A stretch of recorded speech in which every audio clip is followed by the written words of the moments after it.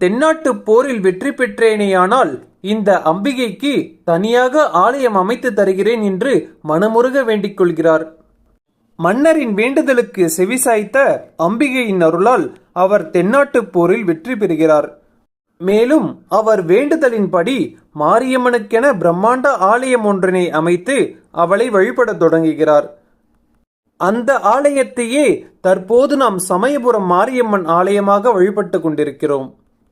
கண்ணனூர், கண்ணபுரம், மகாகாளிபுரம், விக்கிரமபுரம் என்றெல்லாம் அழைக்கப்படும் இந்த சமயபுரம் மாரியம்மனை தான் பக்தர்கள் அன்போடு சடுதியில் வந்து காத்திடும் சமயபுரத்தாள் என்றும் மகமாயி என்றும் அன்போடு அழைக்கின்றனர்.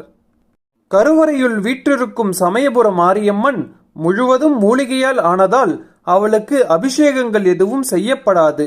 அதற்கு மாறாக உற்சவர் அம்மனுக்கே அனைத்து விதமான அபிஷேகங்களும் செய்யப்படும்.